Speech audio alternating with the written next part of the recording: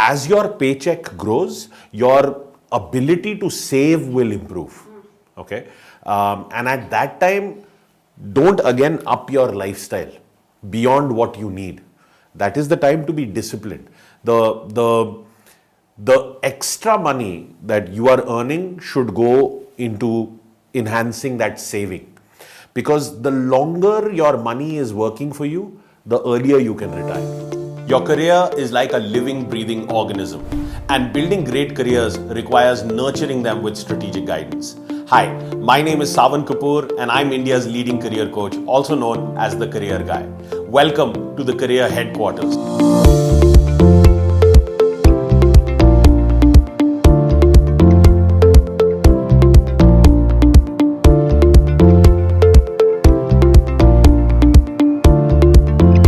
Most comprehensive career podcast on the internet, where I will bring you groundbreaking insights on everything career related. Whether you're seeking a career abroad or wanting to switch industries, whether you are entry level or a mid-career professional or a senior leader, I have seen it all. As an award-winning CEO of one of the largest and most profitable beverage alcohol companies, my career spanned 3 continents, multiple industries, and provided me with an accelerated roadmap to the very top. So if you want to build an exceptional career and 3x your paycheck, this podcast is for you.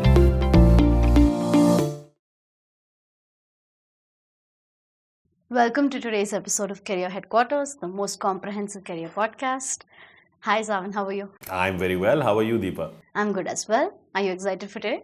Yes. Okay, so we have a very interesting topic today. Yeah, what are we talking about? This is something that eludes many working professionals, or at least it's something that they believe they cannot achieve. And that's how working professionals can create financial abundance. Yes. How to retire with a lot of money. Yes, retire rich and early. Right. Okay, so all of us work hard to earn money all our lives. So do you think we should focus more on earning or on saving more? See, that's like saying, should we increase our sales or should we, lower our costs? Both are important. There's a time for each. Both have their place and their value. It is the order in which you focus on these that is to be understood. Because see, in the early part of your career, your salary will not be high. You're starting out, you're going to have a normal starting out salary. There may be a range, you may be better than some of your peers, but there will be a range to how much you'll be able to earn starting out, coming out of college when you first get a job.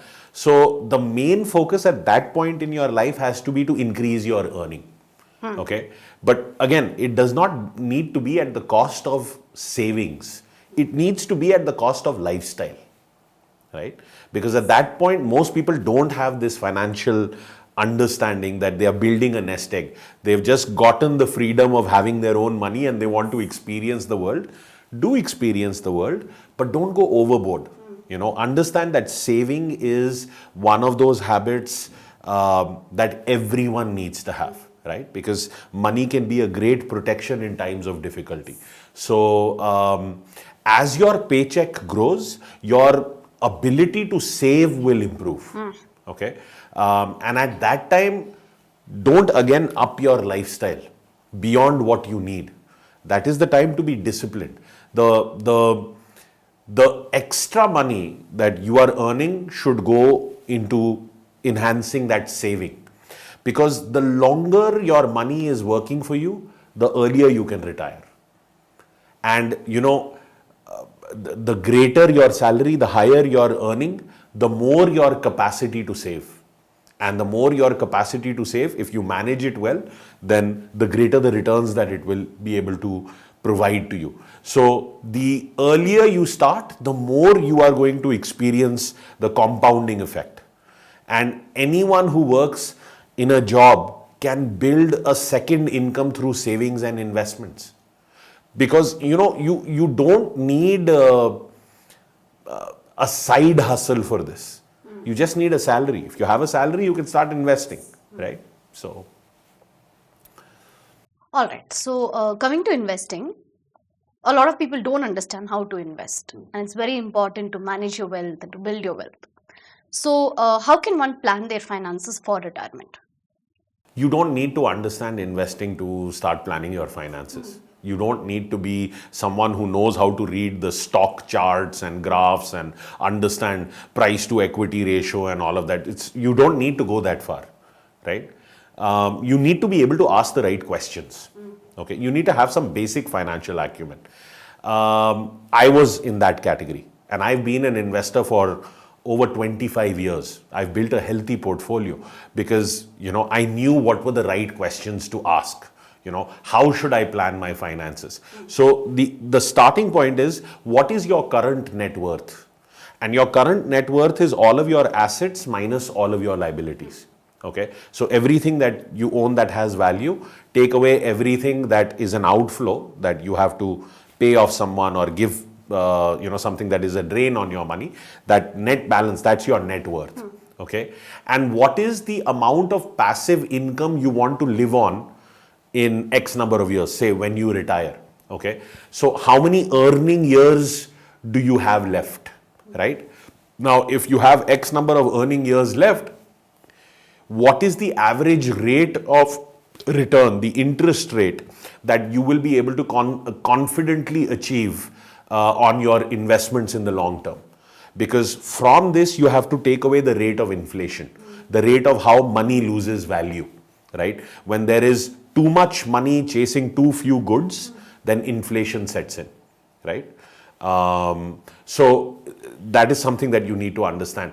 What is the difference between your current net worth and the amount of money you need to have in the market or in investment vehicles, in your savings, working for you to be able to achieve that passive income that you desire to live on and not have to work? Because that is what will make you independently wealthy, right?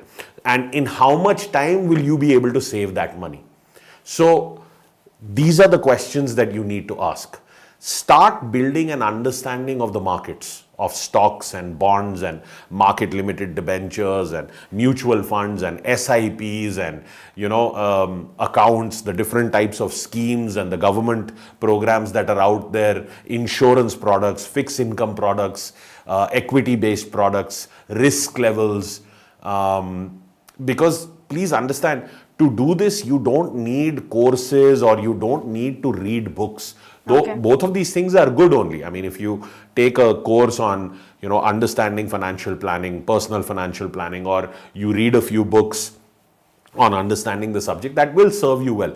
But you don't need all of that to get started. To get started, all you need is a few meetings with financial advisors. And you can start with wherever you bank.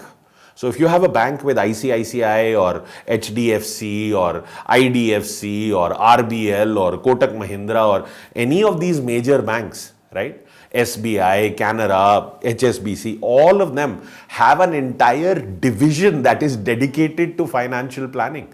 So the local bank that you hold an account in, that is the place to get started. Go and meet their private wealth managers, their investment banking personnel to understand what are the products that they offer. There are many such firms also in the market. So go and have a few meetings, start to understand, explain your life goals to them. And I can tell you, everybody has the same life goals. Everybody has the goal that, when we retire, we should not be short of money. We should be able to live in a certain amount of affluence and a certain amount of freedom when it comes to finances. They all have goals that, children should get educated in the best manner possible, right? Children should not have to take on huge student loans and be in debt when they come out of college or higher education. And in India, it is very important that the children also get married and the parents be able to provide for that. So, these are the typical life goals that people have. So retirement, children-based goals.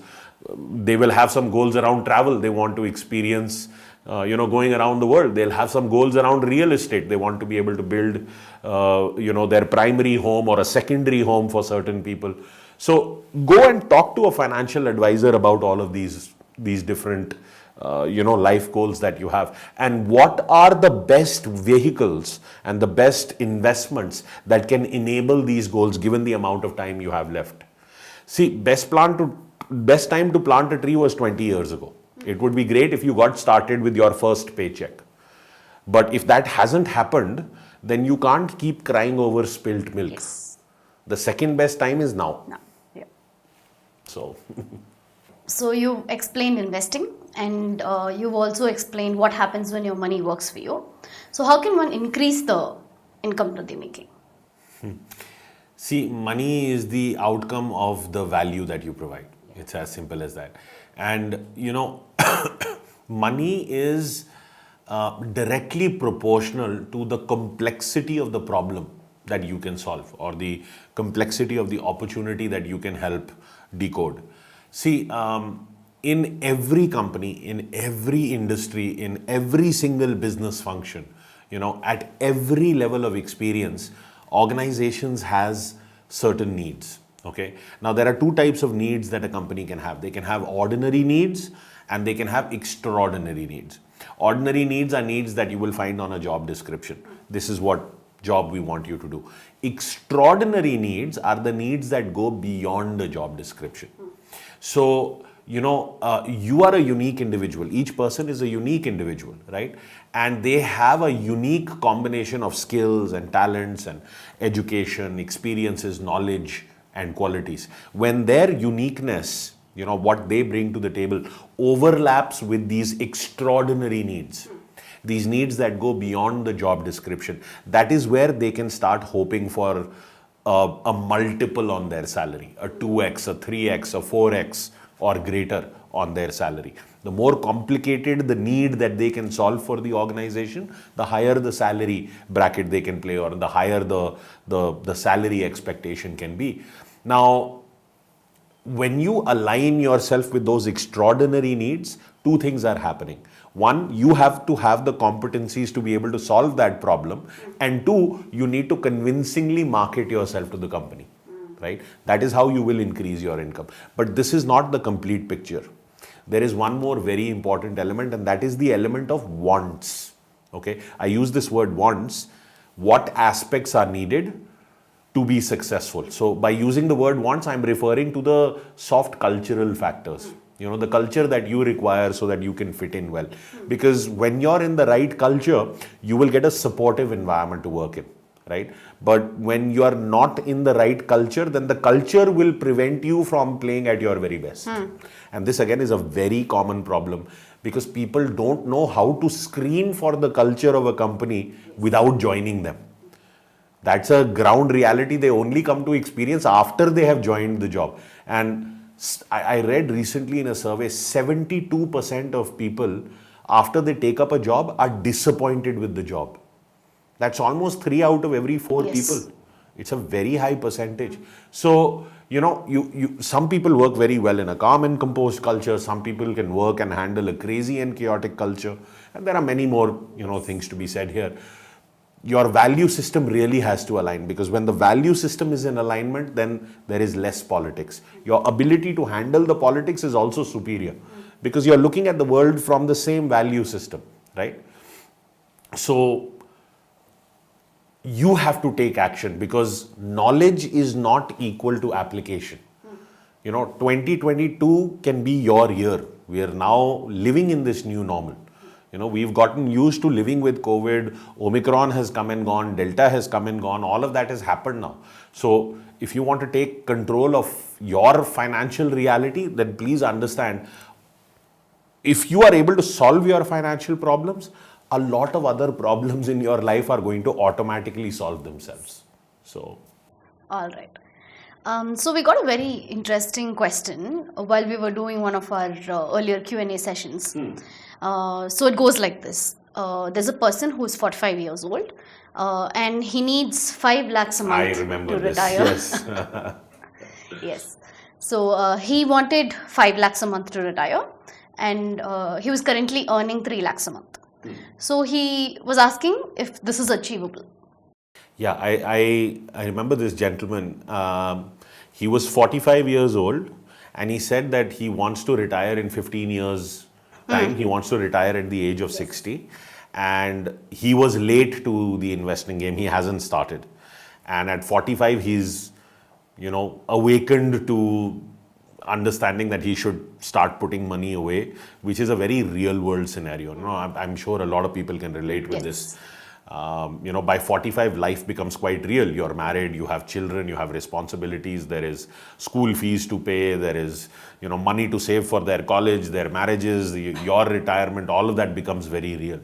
So this gentleman, I think, his salary was around 3 lakh rupees a month. That's what he said. His salary was 3 lakhs a month. And his goal was that in 15 years, when he retires, he wants to have an income of 5 lakh rupees a month. Because in 15 years, inflation will also play the game, right? So money will be worth less. 5 lakhs at that time, maybe more like 3 lakhs of today. So to maintain that same lifestyle, he had this question. And that's what I told him. I said, listen, it is possible. Let's do the math. Okay.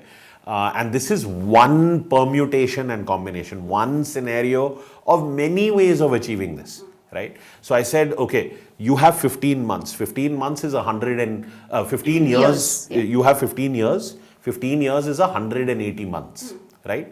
So at the end of 15 years, let's say, if you are confidently able to achieve a rate of return of 10% or 12% from the markets, which is not difficult. It is very mainstream to be able to grow your money at 10-12%.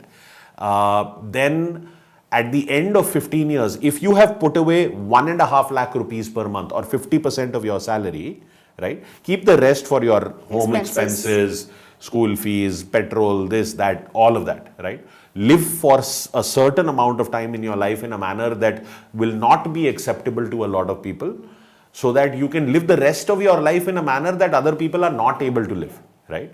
So I said, if you're willing to make that sacrifice, if you put away 1.5 lakhs out of your 3 lakh salary for 15 years, because you're late to the investing game, because you didn't get started earlier, then in 180 months at 12%, your corpus, that becomes 7.5 crores. Okay, and at 10% it becomes 7.25 crores. Not a very big difference, right? So if you withdraw from that, then at 8%, your income per year is 59 lakhs 94,000, something like that. So that becomes a monthly income of 4 lakhs 99,000. So you're there at 5 lakhs. And if you've grown your corpus at 10%, then your income is 4 lakhs 83,000, something like that. Right? So you're very close to that number. Right? And you're withdrawing only at 8%. You're still growing your money at 10 or 12%. So your corpus is not declining.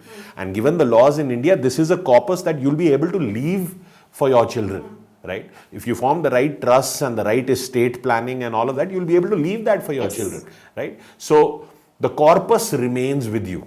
That's a very beautiful thing. And if you can create a greater appreciation, maybe you're able to grow your corpus at 18% or 20%. Then even better, because all of this will happen. Some years you will grow it at 18%, 20%. Some years it may grow only at 8-9%, right? So one of the things that we do is we invest for our employees. And I can tell you that was averaging at around 10-11%, but after this recent dip, it's come down to about 8%. Right? Now, this is the average of the market. You need to understand how to hold for a long period of time. When you hold for a long period of time, a 3 to 5 year cycle, that is where your money grows. So it's important to have that. There was another scenario. In fact, this is a very common question I get asked. What can I achieve over a 30-year career? And I'll tell you, let's say somebody starts when they are 21 years old. They are just out of college and their salary is 50,000 rupees a month, which is a fairly common starting salary, right? So they start at that salary, and because they are financially aware, they say, okay, I'm going to invest 20,000 rupees out of this, right? I'm going to live on 30,000 a month. I'll invest 20,000. And for 5 years, they invest 20,000 a month into the markets, and they're growing it at 10-12%. Now, at the end of that time, they have invested about 12 lakhs. 20,000 a month for 5 years is about 12 lakhs. And because they've been able to grow it at 10-12%, it's, let's say 12%, it's become 16.5 lakhs over that time. Now, then their salary goes up. In 5 years, they have been able to double their salary, which again is a very real world scenario. In 5 years of, promotions, maybe 1 or 2 promotions have happened and you've gone from an entry level to the beginning of your mid-career. So at this point, your salary is a lakh of rupees. And you're yet single, you're not married, you don't have those responsibilities, you have a lakh of rupees salary. And this is what I said, when your income grows, your ability to save should grow. It should come at the cost of your lifestyle. Don't improve your lifestyle at that point.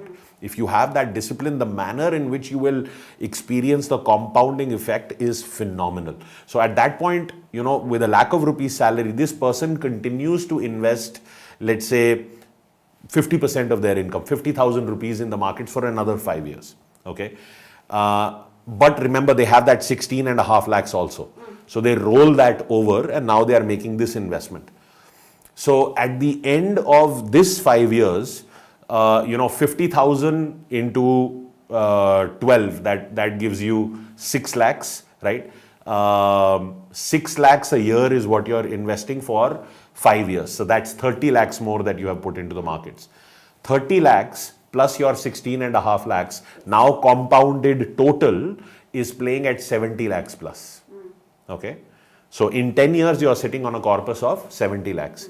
That 70 lakhs you roll over because now your salary goes up again in the next 5 years. Maybe your salary now is 2 lakh rupees, right? And you're again, because you're dedicated, 1 lakh is sufficient for you to live on, for you to start a family on, have a wife, maybe your wife is also working, maybe your husband is also working, whatever the situation may be. But you keep up with this rigor of investing half of your income, 50% of your income, or at least 30% of your income. And if you do that, then a lakh invested for another 5 years every month is 12 lakhs a year, or over a period of 5 years it's 60 lakhs. So 60 lakhs plus the earlier 40 some lakhs that you had invested, you've now got a crore in the markets. Yes. But that crore over this 15-year period is at 12% is 2.2 crores. Yes. Right? So it has grown. And then let's say you get in the next 5 years and again your salary goes up. Now it goes to 3 or 4 lakhs, somewhere in that 3-4 lakh bracket, right? In 15 years of starting your career. But let's assume your salary will not grow anymore. That's where you're going to get capped. Let's assume that. I'm just being conservative for the purposes of this example. So at that point, again, now you're not investing 50% of your income because children have grown up. You have other expenses. Now let's say you're investing 1.5 lakh. Out of a 4 lakh rupee income, you're investing 1.5 lakh. And you do that for the next 15 years because your salary is not growing anymore, right? So over that 15-year period, 1.5 lakh, that's 18 lakhs a year into 15 years. So what do we get? 18 a year into 15 years. You're looking at 2.7 crores. Earlier, you had a crore invested in the markets. Now you have 2.7 crores more over the next 15 years. You're going to be sitting at 12% compounding all of this money working for you. At the end of a 30-year career, you're going to be sitting on a corpus of 20 crores plus. That 20 crores plus is going to produce an annual income of 1.6 crores. Your monthly withdrawal will be 13.5, 14 lakhs. That is the power of compounding. Yes. And that's a wonderful promised land to retire at. But that will only happen if you have this discipline of investing, And the beauty of leaving that corpus behind is phenomenal. I mean, if you just look at what has happened in the markets, you look at the last 10 years. We're sitting in 2022. So if you remember the Satyam computer scam, that was, I think, 2010-11. Yes. And at that time, the Nifty was around 11,000, right? And then I can tell you, there was a commodities rally in the market. Real estate was growing. Privatization was gaining momentum. So the markets saw a rally and the Sensex went up almost to 20,000. And then the UPA government came in again. But we had the Commonwealth scam. We had the telecom scam. with A. Raja and all of that. Those were the controversies going on at that time. These are the ups and downs of the market. I mean, some sectors will correct, some will do better. So the Nifty came down again to 15,000. Then Raghuram Rajan was appointed governor of the RBI. That was a positive direction in the market. New fiscal policies came about. Sensex again, or the Nifty again rallied to 25,000. Then in 2014, the NDA government came in, right? It was a landslide majority, right? Markets touched 28,000 because there was a lot of hope that now real reform is going to take place. And then we had some good policies come out. We had demonetization. Intent was great. Execution was horrible. We had the GST implementation, which again left a few things to be desired in the implementation because, a lot of people were confused. But then we also had negative events like, we had the Punjab National Bank scam. We had the Vijay Mallya episode, the Nirav Modi episode, the ILNFS crisis, then the second election of NDA, then corporate tax cuts came about. And then, of course, we had this black swan event known as COVID, the pandemic. Now, this doesn't happen every year. This is really this was a global big event. But today, if you look at the Nifty, it's touching close to 60,000. So if you had invested money in 2010, it would be 5.5 times now. Yes. And I'm telling you, India is at the start of a phenomenal bull run. What we are going to do in the next 2 decades is going to make the last 10 years look shabby. So this is a beautiful time to be an investor. It's a beautiful time to be an employee, learning how to up your income and then manage that income. You can have a beautiful life. So, thank you. That is very detailed. yeah. Sawan, what's the ultimate secret to financial abundance, and what should one's attitude or mindset towards money be? I don't know if I'm qualified to answer what is the ultimate secret to financial abundance. I have my thoughts. I think, and that question on attitude towards money, I think that is a really important one. I think a lot of people need to redefine their relationship with money. Because money is just a facilitator. It is not a generator of happiness. It is a facilitator of happiness.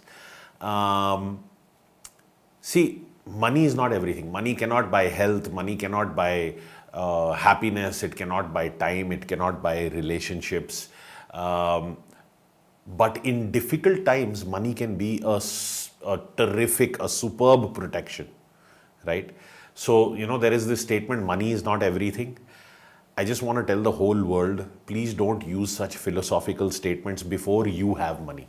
Okay? Only millionaires are allowed to use this statement, money is not everything. Because it's true. See, first of all, you have to have money to know money is not everything. Yes. Right? It's like somebody who has never owned a diamond saying diamonds are not everything. Right? Own a diamond, then you have the right to say it. That's one. The second thing to understand is that because in those times of difficulty, you can throw money at your problems.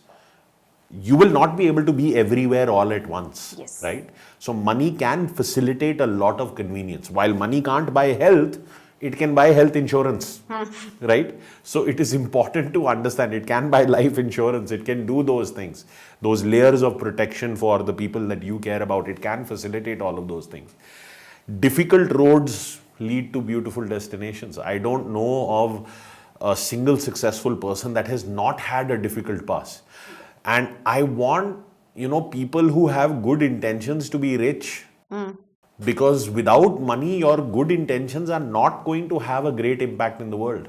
You want to scale your impact in the world, you need money. Yes. Right? So I want people who have good intentions to make a lot of money. And to grow that money that they keep. Because this is what allows you to do good in the world, okay? To give to the right charities, the right causes, all of those things. And this will raise your karma and your dharma, right? So are you willing to live a few years of your life like others will not? Frugally, so that you can live the rest of your life like others cannot? Because that is where you have to understand, don't go after frivolous things that will depreciate, right? A big car that you're buying to show to everyone that you drive this fancy car, that's only going to depreciate. You take it out of the showroom, it's already lost 30-40% of its value, right? Buy assets that will make money for you, that will provide a cash flow, right? And heal your trauma in your relationships and with money, right? I remember one of my students was telling me that, I got a 97% in some subject, and my father scolded me and hit me that you'll never be good enough. And I was 14 years old. And at that time, the kind of trauma this created for this child, because this child did not have the tools to understand that the father was coming from a place of good intention, but had totally messed up what he wanted to achieve. Instead of celebrating that child, the father landed up scolding and hitting the child. And it created this limiting belief in the child's head that he'll never be good enough, despite getting a 97%, which is a fantastic result, right? So you need to heal yourself of these things, process all of this out. May it be towards accomplishment, may it be towards money, may it be towards relationships. This is not easy to heal, especially people who have gone through sexual abuse, things like that. It's not easy to heal. You need to process this out. And processing something out and disconnecting from something are not the same. Disconnecting means that you're ignoring it. Yes. Then it becomes a repressed memory. It is still going to have the negative impact it needs to have in your life. But truly, when you feel that grief, when you process it out, that is where it no longer has any power over you, right? So you have to live a life of happiness, you have to come from a place of inspiration, right? And again, the secret to abundance is action and planning, right? So if you plan for your children, you plan for your real estate goals, you plan for your travel goals, you plan for your retirement, put all of that in now. The actions that you choose now will define the reality that you experience. So that's, I'd like to keep it simple and just keep it at that you take the actions now and that's what you will experience further in the future. Wow, this was quite an episode. I think anyone watching or listening to this, any working professional, will absolutely know that they can indeed create financial abundance for themselves. Yeah, it's not about how much money you make. It's just starting. Yeah. The earlier you start, the more compounding you will experience. And Warren Buffett said it right. Compounding is the eighth wonder of the world. So, it's very important you get started. And this is not taught in schools and colleges. I get passionate about this stuff because I can understand the power of this stuff. I've been doing this for a long period of time. And, I wish in school I'd been taught these things. Absolutely. How to take out a loan, how to look at interest rates, how to understand markets. It would have been more useful than, trigonometry and calculus for me. I'm not trying to take away from the value of education. Don't get me wrong here, but, the education system does require a major rehaul. Yes. So, great. Wonderful to be here, Deepa. All right. Thank you. Thank you. Thank you for listening to this episode of the Career Headquarters, the most comprehensive career podcast dedicated to building exceptional careers. If you enjoyed this conversation, please share this with someone you think would benefit from the ideas and the insights shared on this episode. Don't forget to subscribe to the show on Spotify, Apple, Google, Overcast, Castro, or Breaker. If you want to learn more about building an extraordinary career for yourself, I invite you to come attend my free Power Up Your Career live workshop. In this workshop, I will teach you the step-by-step process of landing your dream job in less than 90 days. The link to register is in the description below, and I will see you live at the workshop.